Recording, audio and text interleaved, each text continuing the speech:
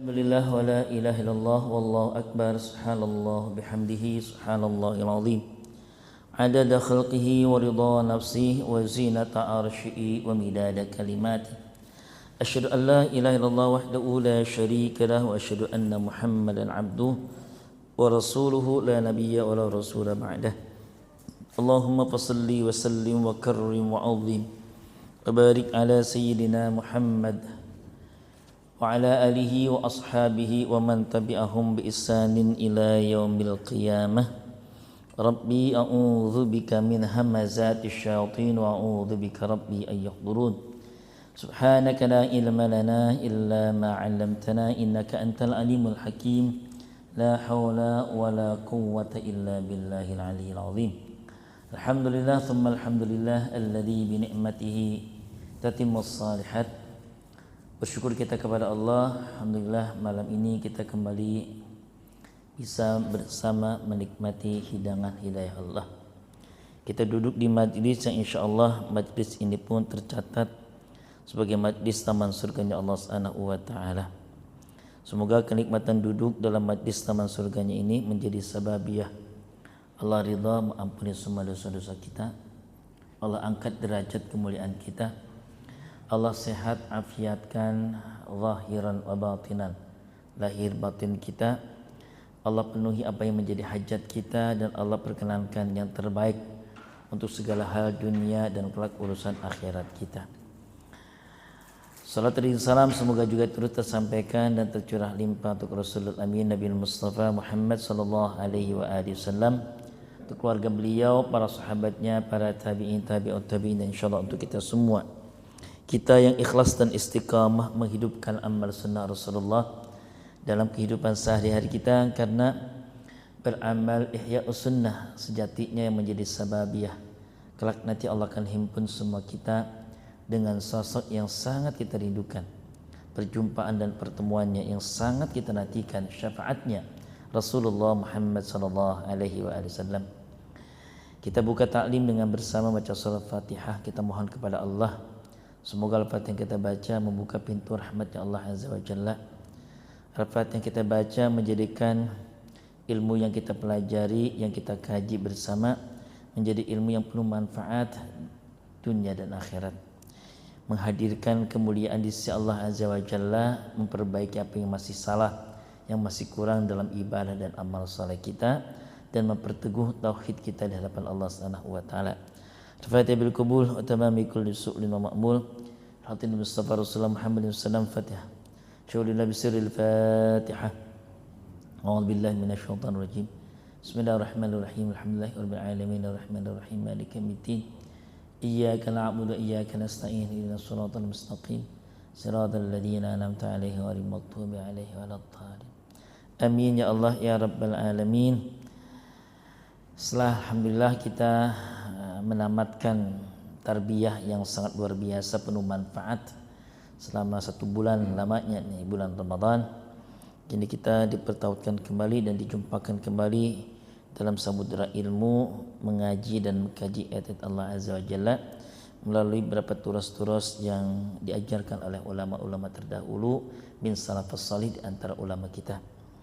Baik, kita akan melanjutkan kajian kita yang saya ambil kutipkan dari kitab Nasaihul Ibad, tulisan maestro ulama terbaik negeri kita yang pernah menjadi mufti agung di Masjidil Haram, bahkan sebagai sayyidul ulama, ya, pemimpinnya para ulama tanah Hijaz, yaitu Syekh Muhammad Umar Al-Jawi Al-Bantani atau lebih dikenal dengan Syekh Nawawi Al-Bantani. Saya kutipkan pada halaman yang ke-10, ada di makalah yang ke-8, ya. Wal maqalatus saminah, makalah berikut adalah yang ke-8, an Abi Hurairah radhiyallahu an. Penulis kitab ini menukilkan hadis melalui periwayatan jalur Abu Hurairah radhiyallahu an. Wa ismuhu Abu Hurairah ini namanya adalah Abdurrahman bin Sakhra. Nama asli dari Abu Hurairah itu adalah Abdurrahman bin Sakhra yang dikenal dengan sebutan Hurairah.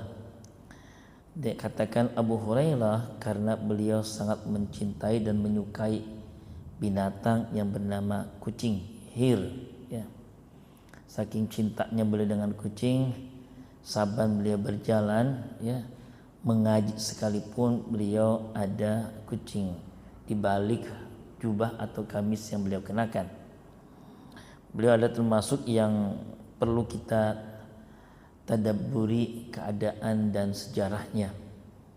Beliau termasuk yang terlambat sebenarnya dalam sumber keislaman untuk mencari sumber kebenaran, ya. Beliau masuk Islam itu di tahun ke-7 Hijriah.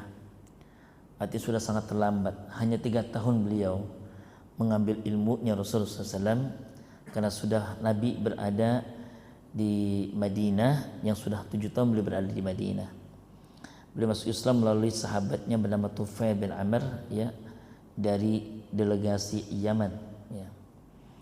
Meski amat sangat baru dalam keberislaman beliau di Madinah, tapi beliau sangat amat mampu mengejar ketertinggalan dalam fase pemahaman terhadap Islam. Abu Hurairah kemudian ada di antara yang sering kali mendapati doanya Nabi sallallahu alaihi wasallam. Beliau harus mengabdikan dirinya sebagai al-suffah, ya. Al-suffah ini kayak kita nih. Maghrib pulang biasanya umumnya, ya, melanjutin lagi perjalanan dengan segala hal kebutuhannya, aktivitasnya. Tapi beliau sudah tidak lagi dengan kecimpung dunia, bahkan sudah keluar dari Yaman dan menjadi al-suffah. Al-suffah itu orang yang sedang mensucikan safi, ya, mensucikan diri dan hanya mengabdikan diri kepada Allah Subhanahu wa taala. Nama lainnya adalah ikhwanus safa, orang-orang yang enggak lagi cenderung dengan dunia. Keleleran tiduran di masjid, azan berkumandang, salat, ya, sudah ada di shaf yang pasti mengetahui takbiratul ihramnya Nabi SAW. Dan beliau sering menyebutkan bahwa, ya, seperti dipetikkan dalam beberapa kitab mustalah hadis, ya, beliau sampaikan bahwa kalau ada sahabat-sahabat muhajirin aktivitasnya, ya, mereka segera selesai urusan dengan Allah, dengan akhiratnya, mereka berdagang, ya, ke pasar, kembali melanjutkan, ya, jalur iktisadiyahnya mereka. Dan Ansar, sahabat-sahabat Nabi Madinah, asli Madinah, mereka bertani, kembali ke ladangnya, mereka kembali ke properti kebun kormanya. Sementara aku, cukuplah aku dengan Rasulullah SAW. Jadi sudah hanya dengan Rasul, ya. Itulah yang kemudian memacu, ya, ketertinggalan beliau dari sahabat-sahabat senior, ya, yang kemudian akhirnya dibaca dalam satu risalah. Beliau itu mampu meriwayatkan lebih dari 5.400 hadis, ya, termasuk the best 4, ya, dalam periwayat hadis terbanyak, ya. Ada Siti Aisyah, ada Ibnu Umar, ya, ada beliau Abu Hurairah. Nah, beliau dinukilkan hadisnya oleh Syekh Nawawi ada pada halaman ke-10. Beliau menyebut begini, annahu qala, bahwasanya sang baginda Nabi SAW itu bersabda, qala Nabi SAW, salasun munjiyat ay mukhlisatu lisalihiba libiha, ya, lisalihibiha minal azab, wa salasun muhlikat, ya, mungkin bukan lisalihibnya, tulisan salah, lisalihibiha, ya, wasalasun muhlikat, wasalasun darajat, wasalasun kafarat.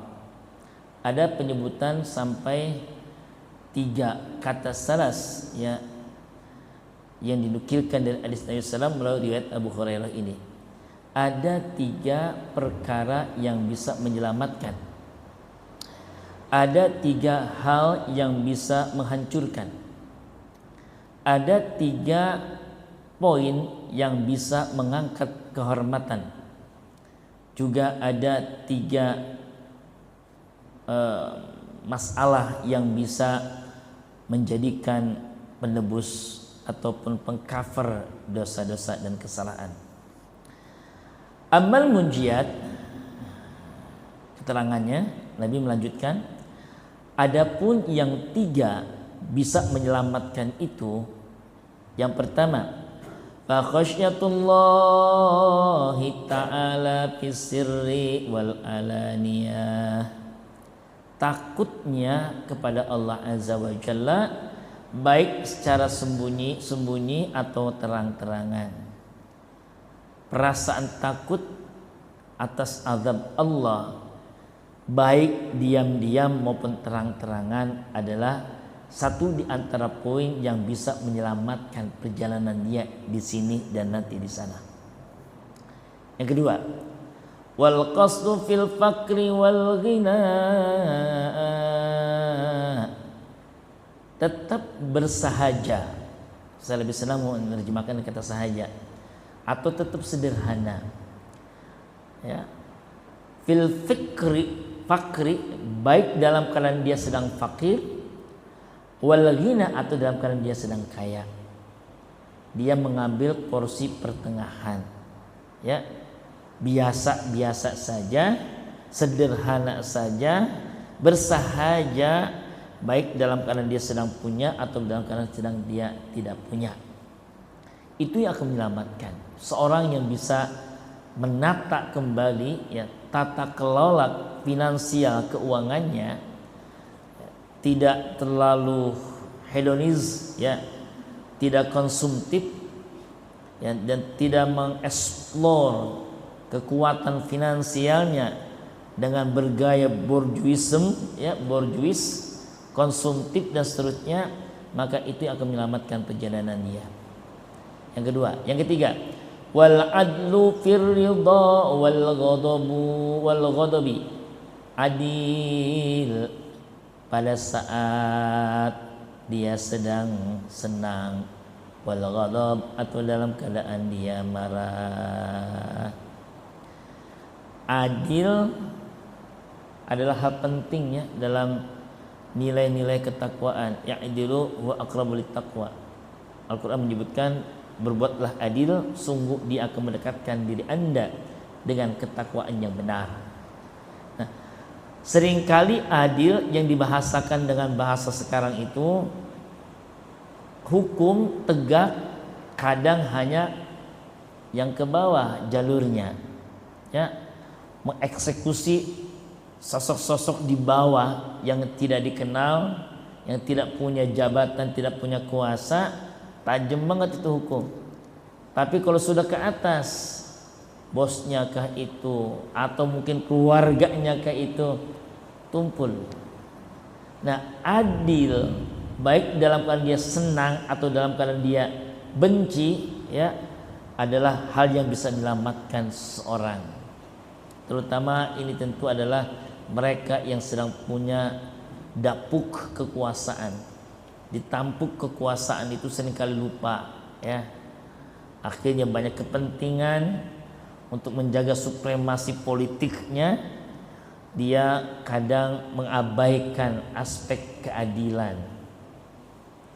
Ya, dia mampu mensejahterakan, dia mampu membuka keran-keran ekonomi sehingga pertumbuhan ekonomi pun bagus, tapi sayang tidak merata.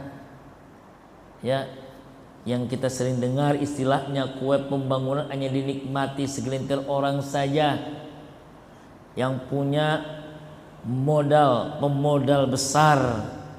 Ya, proyek demi proyek digelontarkan. Akhirnya banyak sekali menerabas aturan-aturan dan perundang-undangan di sebuah negara. Di negeri kita banyak yang kemudian dimainkan pasal-pasalnya, bisa dibeli. Nah ini akhirnya lihat malu, seorang ketua loh yang harusnya bisa mengawasi, ternyata akhirnya dicocok juga ya, akhirnya diambil juga. Seorang menteri loh yang seharusnya apalagi dengan label menteri tertentu yang nuansanya tentang keagamaan ya, dicocok juga. Ya. Maka itulah akibat karena dia tidak adil. Jelas loh yang namanya kota haji tambahan dari pemerintah Saudi, peruntukannya dikasih tambahan tuh karena ngelihat antrian panjangnya di negeri kita 30 tahun 40 tahun dimainkan ya. Travel tertentu ya, penyelenggara ibadah haji khusus atau yang lainnya ngedeketin ya, koneksi nepotisme ya, kedekatan dengan KTBLC-nya, akhirnya nggak adil dia. Serahkan dong aturannya, masing-masing wilayah sudah banyak antrian dikasih, akhirnya apa yang terjadi? Itulah ya yang dia lupa adil dalam keadaan dia senang atau tidak senang ya, pada orang-orang yang semua sedang melingkari perjalanan dia, maka itu yang akan menyelamatkan perjalanan dia. Maka Rasul mengingatkan, Anda adillah ya, berbuatlah adil ya. Kalau memang harus dikasih, emang jatahnya dia ambil, apa serahkan, jangan pakai disimpan-simpan. Termasuk nih nanti nih menjelang kita Idul Adha ya, kurban. Saya ucapin terima kasih Fatimah Zahra tiap tahun masih mengirimkan daging kurbannya ke tempat kami. Kami itu banyak ya, masyarakat lingkungan kami itu KRT-an kami di atas 70%. Mereka ojol semua. Selebihnya tukang rongsok, tukang cuci ya, selabutan. Alhamdulillah, makasih ya DKM Fatimah Zahra atas kiriman kurbannya. Dan ada nanti misalkan memang ada lagi, kami akan mengajukan ya permohonan untuk bisa dikirimkan kembali buat di majelis kami. Baik, yang pertama ada 3 hal yang bisa menyelamatkan kata Nabi. Yang kedua, 3 hal berikut ini adalah yang akan menghancurkan. Wa ammal mulikatu, dan adapun perkara yang akan menghancurkan ya, membinasakan, yang merugikan. Pertama, fashun syadidun, ay bukhlun syadid, bakhil, medit ya, meregehese kalau bahasa Sundanya ya, buntut kasiran ya, tangannya ngatup ya, kikir. Orang yang kikir, orang yang bakhil, orang yang medit itu mempercepat jatuh reputasi dan kehormatannya ya, karena orang akhirnya mengecap. Dan paling gampang orang itu menyimpulkan dan menilai itu dari praktek tentang antara ya berbagi atau tidaknya dia kepada lingkungan. Akhirnya ada jarak, akhirnya ada penilaian ya. Panitia saban ada mingguan datang ya, karena diutus oleh DKM misalkan atau ke lingkungan, ditutup pintunya pura-pura, tahu ada informasi ada begini-begini, ada saja bikin dalih bukan dalih ya, untuk kepentingan bersama. Buka tangannya, buka pintu, care dengan kegiatan sosial, apa yang diperlukan, apa yang dibutuhkan, ikut terlibat, itu akan menyelamatkan. Kalau dia tertutup tangannya ya, disumpahin oleh banyak orang. Ini nanti di dalam beberapa riwayat disebutkan, orang yang bakhil itu jauh dari Allah, dekat dengan syaitan, jauh dari malaikat ya, dekat dengan kebinasaan ya, jauh dari Nabi SAW, jauh dari umat, tapi dekat dengan antek-anteknya syaitan. Dari bakhil akhirnya apa? Bohong muncul. Itu kan tipu daya syaitan, menjerat dia ngomong ya, akhirnya lihat ya, sumpah selapaknya dia. Wah ya, karena perilaku tentang filantropiknya seseorang ya, semangat berbagi seseorang itu akan benar-benar menyimpankan file dan memori yang cukup bagus di lingkungan masyarakat tinggal itu. Itu fitrah, itu naluri, ya. Maka ajarkan selalu kepada keluarga kita, anak-anak kita untuk senantiasa tangan kita terbuka. Ya. Banyak kisah-kisah orang yang bakhil. Qarun itu 10 orang harus menggotong kuncinya masih belum cukup. Kunci gudang, kita punya kunci nih. Saya punya kunci motor, punya kunci mobil, punya rumah. Paling bisa dikantongin kan. Sendiri bisa, kemana bisa. Tapi Qarun harus digotong 10 orang. Gedenya segede apa itu kunci? Dalamnya banyak emas. Akhirnya kan Allah gak suka. Hanya mempercepat kejatuhan dan kebinasaan seseorang kalau dia bakhil, ya. Ciri bakhil itu orang lagi jemur kasur, kapuknya kabur, dicari itu dia. Sebegitunya, ya. Orang bakhil nggak suka oleh orang yang bakhil, sesama bakhil pun nggak suka mereka. Ya. Maka mudah-mudahan Allah jauhkan, ya, dengan semangat kita ingin bersama, berbagi, itu kan ada kebahagiaan. Bahagia itu ketika kita bisa berbagi. Ada rasa yang lepas gitu ketika kita bisa ngerasain, ya Allah, mereka bisa makan daging, mereka bisa makan lebih layak, ya. Nangis saya kemarin waktu Ramadan, ya. Dakwah kemana-mana ngomongin masalah berbagi. Seorang jamaah ceritakan, Ustaz, kalau berkenan Ustaz, tempat kami dijadikan salah satu prioritas, katanya.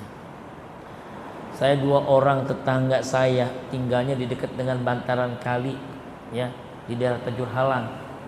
Saya pas waktu ngelewat ke situ, ya Allah, itu saya pernah kenal dia, memang pernah ngebantu kerja serabutan di masjid, di musola. Saya datengin di rumahnya, nggak ada apa-apa, nggak ada perabot, nggak ada apa-apa, hanya tikar aja. Kaget kita pas ditanya, malam pakai apa sahur? Buka, ya, singkong. Sejak awal Ramadan buka puasa sahurnya pakai singkong. Loh, emang beras kemana? Malu ngejawabnya. Ya Allah, dia langsung nangis. Ya Rob, kata dia, saya ngerasa kurang saja, masih bisa makan, masih tetap pakai nasi, ini pakai singkong. Nyata ada, nggak jauh dari tempat kita yang mereka nggak bisa nemu makan nasi. Mereka belum mikir tentang bagaimana lauknya. Singkong dari belakang nyabut. Allah Akbar. Kalau ada gas kita rebus, kalau nggak ada ya sekitar segenanya kita dijemur. Allahu Akbar. Astagfirullah. Itu kenyataannya ada. Berarti di mana masyarakat, ya, sekitarnya, di mana orang-orang yang penting di situ. Saya tinggal di Citayam, masih ada membentang, ada sekitar 5 kampung dari saya itu sudah, agar semua yang bisa memungkinkan aksesnya, ya, jangan sampai ada nanti cerita lagi selesai kita bersukacita Ramadan selesai, harusnya walitukmilu iddata walitukabbirullaha ala ma hadakum wa la'allakum tashkurun. Nabi SAW menerjemahkan ayat itu emang kaitan dengan Ramadan. Ketika beliau berangkat ke sholat Idul Adha, pulangnya, ya, itu jalur yang berbeda. Berangkat dengan pulang itu jalurnya berbeda.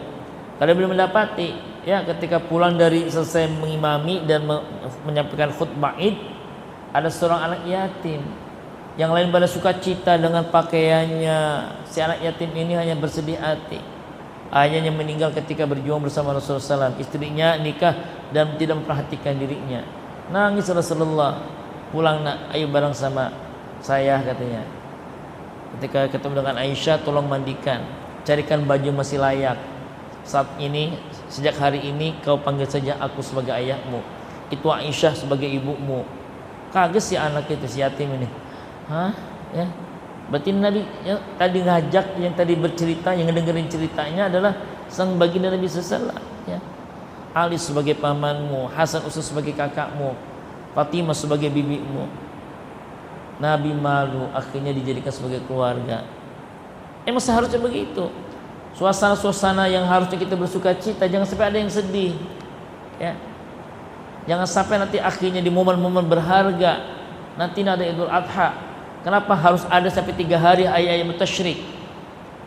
Tanggal 10 haram kita puasa, tanggal 11, 12, 13 haram kita puasa. Kalau kita puasa justru dosa. Ya, supaya kita ada kesempatan untuk berbagi kebahagiaan. Karena akan ada cerita mereka benar-benar setahun tidak menemukan makan yang bisa dari daging itu, ya, dapat dari daging, ya, bagi, ya, kurban. Yang nggak sempat tanggal 10 ada rezeki tanggal 11 potong, ya, inna a'tainakal kautsar fasalli li rabbika wadhar, kan itu jelas kalimatnya. Kami telah anugerahi banyak kal kausar, banyak berlimpah. Salat lalu kurbanlah. Maka disebut dalam sebuah hadis, ya, pada taqrabanna musallana, ya, inda us'atar rizki bal lam yus'atal rizki, siapa yang mendapati keluasan rezeki walam yudhi, dan dia tidak berkurban, fala yaqrabanna musallana, jangan deketin tempat sholatku, kata Rasulullah SAW. Kurban, ya, enggak tanggal 10, tanggal 11, tanggal 12, akhir tanggal 13 Dzulhijjah, supaya ada kesempatan yang memang belum dapat gitu ya. Insya Allah. Baik, yang pertama, perkara yang akan menjadikan cepat menghancurkan dan membinasakan adalah bakhil yang kebangetan. Yang kedua, wahawan muttaba', nafsu yang diperturutkan. Ya, sudah punya sesungguhnya, rumah sudah ada, mobil sudah punya, ya, masih bernafsu, ya, ingin pamer kekayaannya. Sudah jelas kok ini ada, kita dapat gaji bulanan, ada tunjangannya, ada segala macamnya, untuk makan kita dapat, untuk transport kita dapat, masih bernafsu, ya, dia markup semua proyek itu. Hawa muttaba, nafsu yang perturutkan, maka akan mempercepat dia terjungkal, hancur perjalanan dia. Ya, seorang politisi dinobatkan, diproyeksikan kemungkinan akan menjadi seorang menteri, nggak bisa nahan nafsunya, ngelihat yang bening-bening, ngamar dia, ada video tersebar, rusak reputasinya, nggak jadi menteri dia, masuk penjara dia. Alhamdulillah, itulah hawa yang muttaba'. Ya.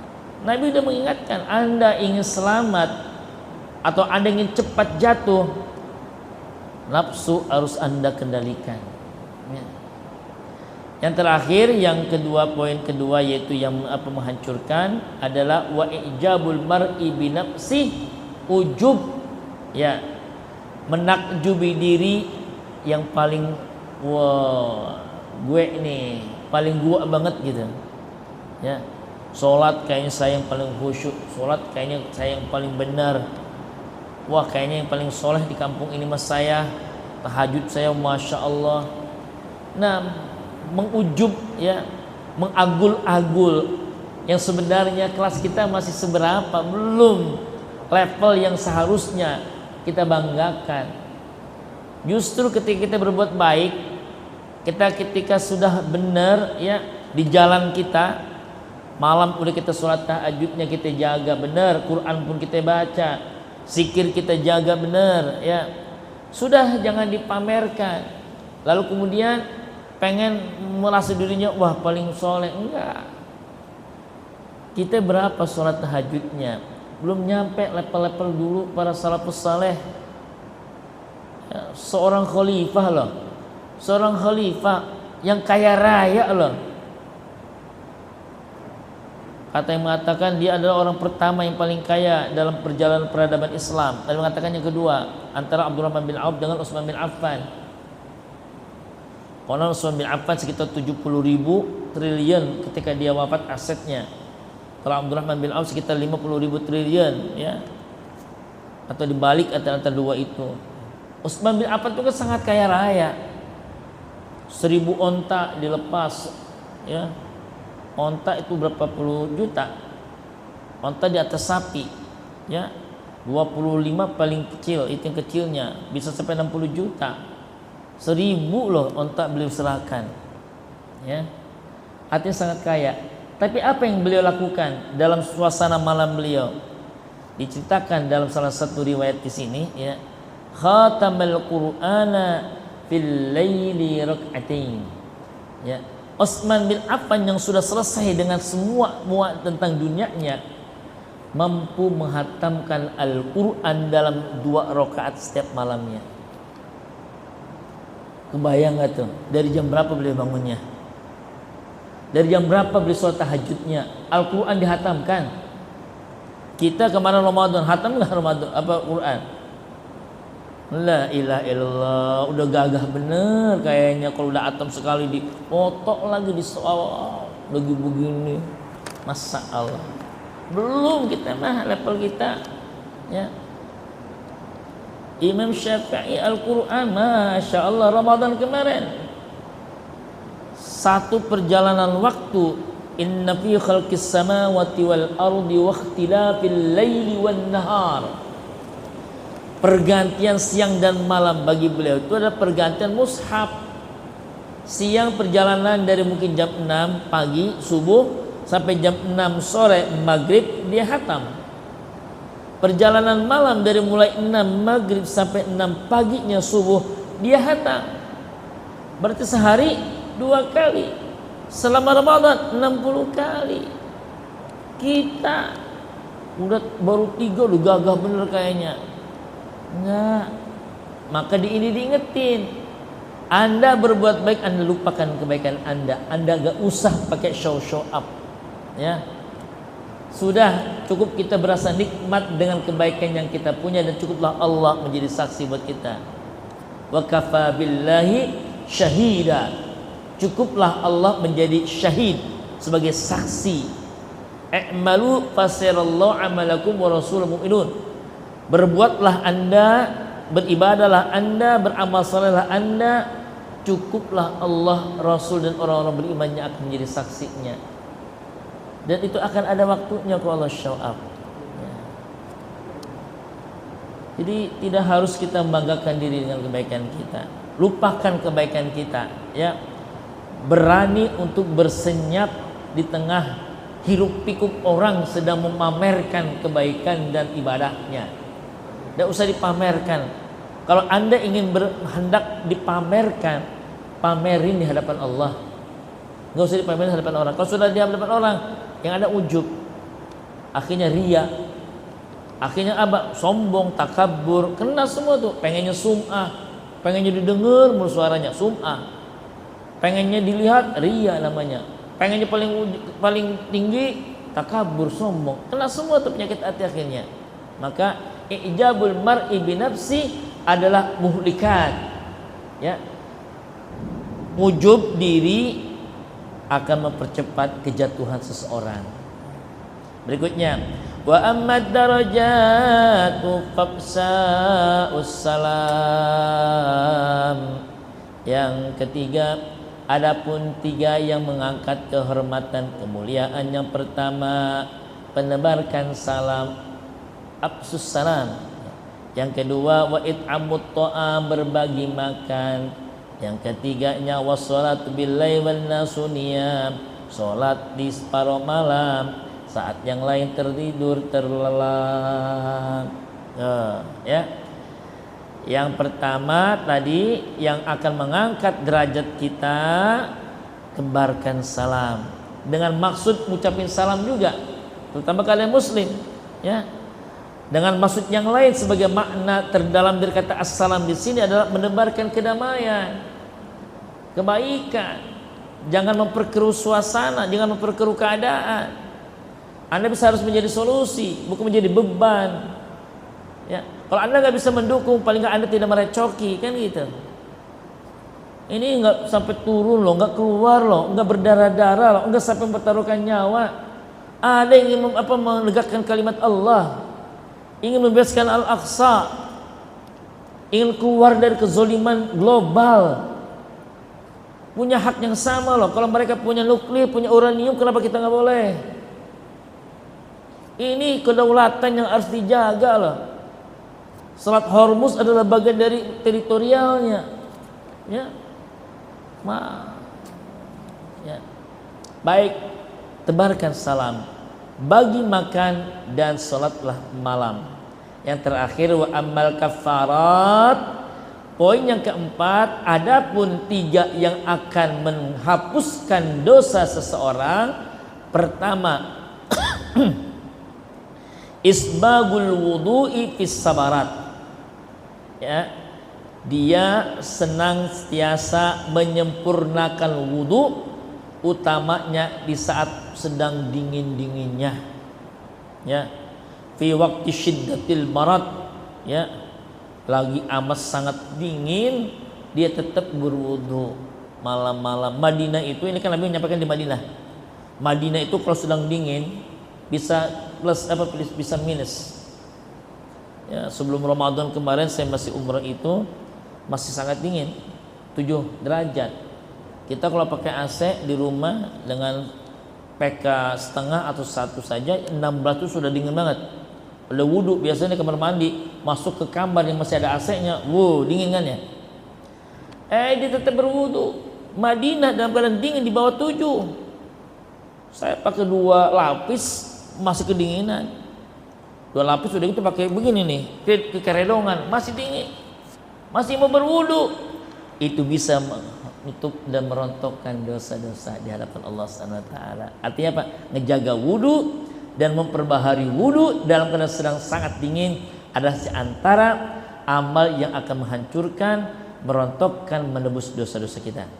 Yang kedua, naqlul aqdami ilal jama'at, menghentakkan, melangkahkan kaki ke tempat di mana sholat berjamaah sedang ditunaikan. Artinya apa? Sholat berjamaah ternyata bisa merontokkan dosa-dosa.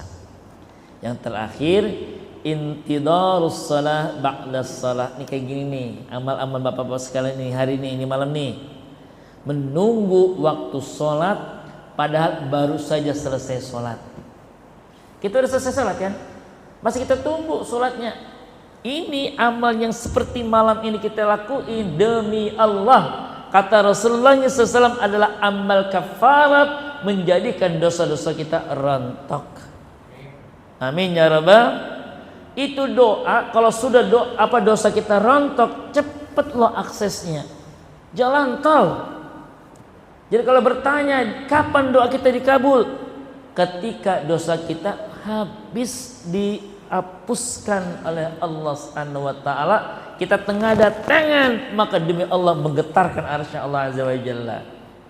Maka lakukan amal seperti malam ini, tungguin tuh azan, tungguin tuh sholat, padahal baru saja kita selesai sholat. Intidarus shalah ba'da shalah, amal yang akan menjadikan kita dosa-dosa kita diampuni oleh Allah Subhanahu wa taala insya Allah. Semoga Allah istiqomahkan semua kita.